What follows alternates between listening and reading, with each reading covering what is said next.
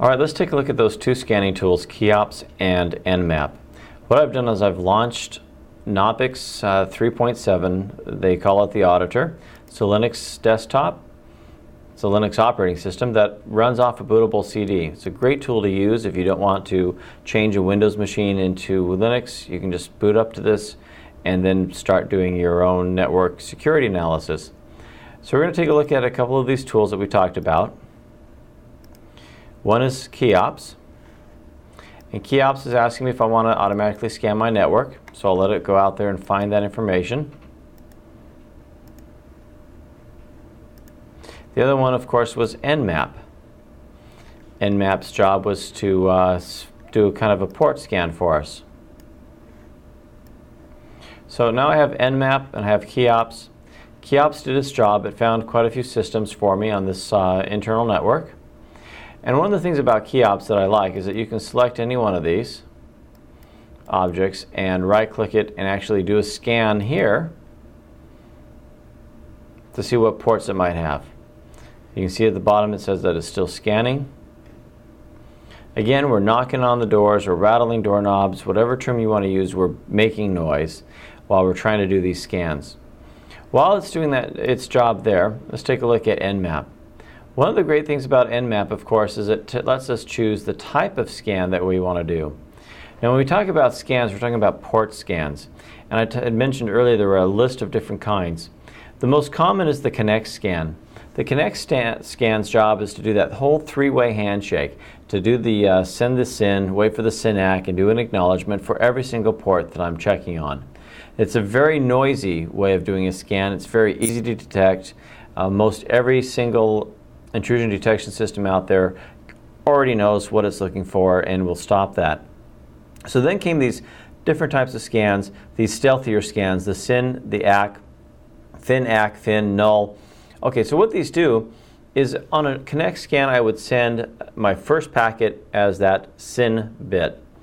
Then you would do the SYN-ACK.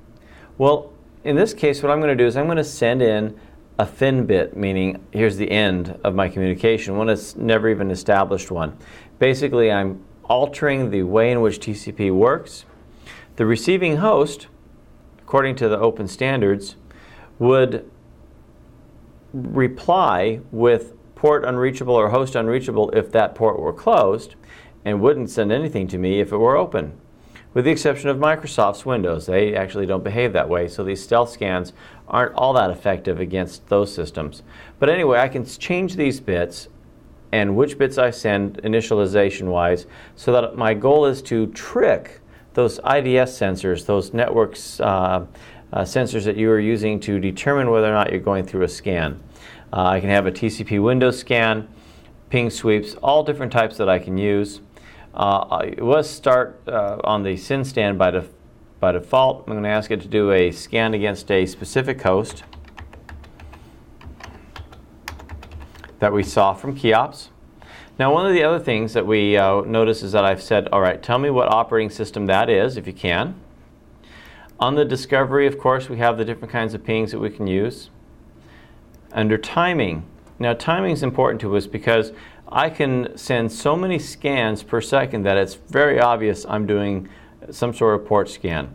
And so we can actually slow that down all the way down to what they call paranoid throttling to try to get by those firewalls or those IDS systems that are looking for numbers of scans per second as being an indication or a signature of my doing a port scan.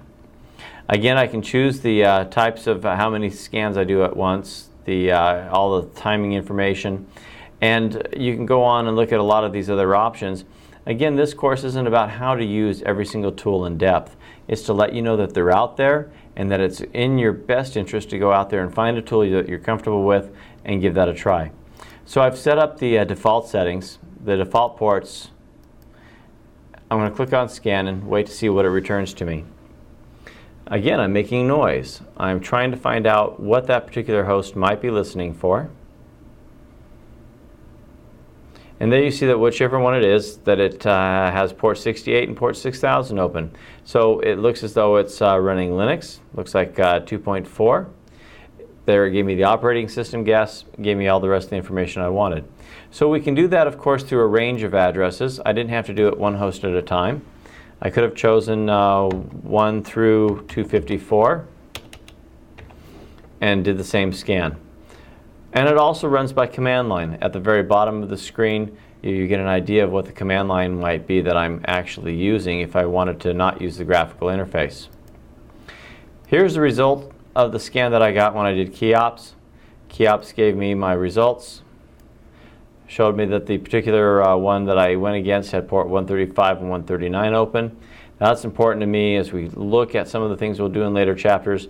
All three of those first 3 ports are all actually very dangerous for you against security-related concepts. When I start doing these null sessions and enumeration, I'm going to be taking advantage of those ports. So right there, I've used these tools, for a good way. I realize what ports are open. As a hacker, these are telling me the ways in which I can gain entry into these systems that I found on your network.